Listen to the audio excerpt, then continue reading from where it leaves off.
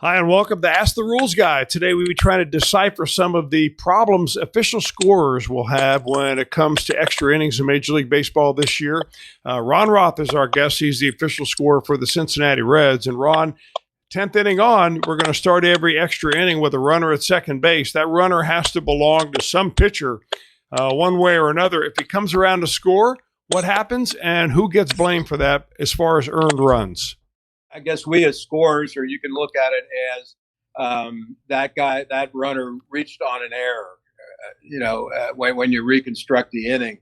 So when that runner scores, he will be unearned to that pitcher who starts the inning. And we basically have to reconstruct the inning as we normally do in those situations. If there's a replacement runner, ground ball to the second baseman, he gets thrown out at third base and trying to advance to third base. Now that runner on first base becomes his responsibility, and we have to reconstruct the inning without the error. But that pitcher who starts the inning is not going to get tagged with an earned run for that runner. If they retire that runner, if he picks off that runner on second base, that's one out. And and we just go from there. It's just a reconstruction of the inning.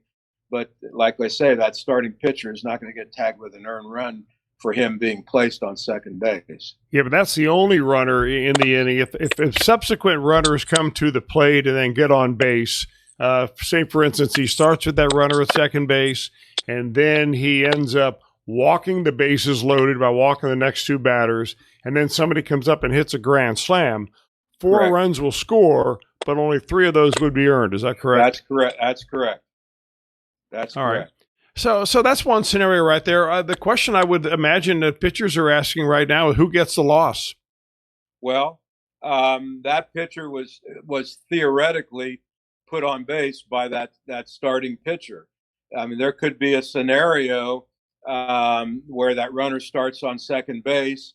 The pitcher that starts that inning strikes out the next two batters, and then there's a lefty-righty change, and they bring in a relief pitcher who gives up a base hit. That run scores.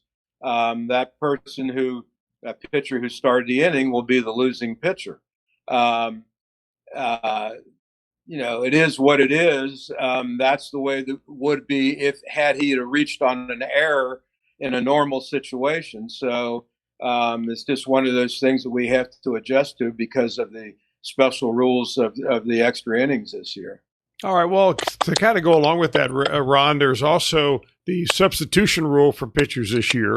And the pitchers, of course, have to face three batters before they're able to come out of a ball game unless they're injured. So say you have this scenario where you have a pitcher coming in the ninth inning, say he's a closer, and he fails to get the save. He ties up the game. He comes now out to pitch the 10th inning. Now, he's already pitched to his three-batter minimum.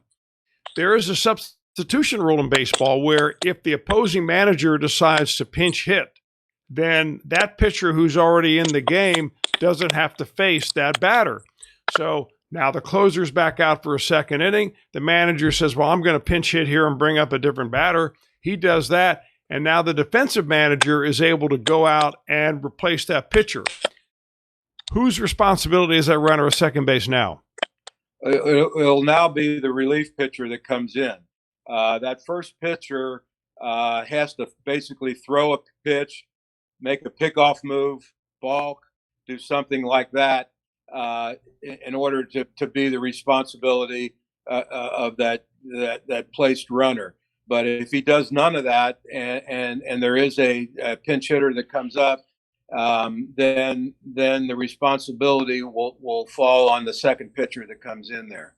Okay, so if the pitching change were to happen, for instance, in the middle of the at-bat, would it be divvied up very similar to what it is already in the rule book? Certain counts you can look up in rule number 9 and find out when it belongs to the original pitcher and when it belongs to the second pitcher. No, I believe if he throws one pitch, the starting pitcher, okay, that inherited runner will belong to him. If he tries to pick him off, if he balks, and never throws a pitch, that's his. If he goes out there, warms up, gets injured, or is ejected for some reason, or the pinch hitter comes up and he gets removed, then that second pitcher will be the pitcher of record. Ron Roth, official scorer for the Cincinnati Reds. Thank you very much for joining us on Ask the Rules Guy. Hope we answer some questions out there, folks. Boy, starting pitchers, unearned runs, losses, right up my alley. So long, everybody.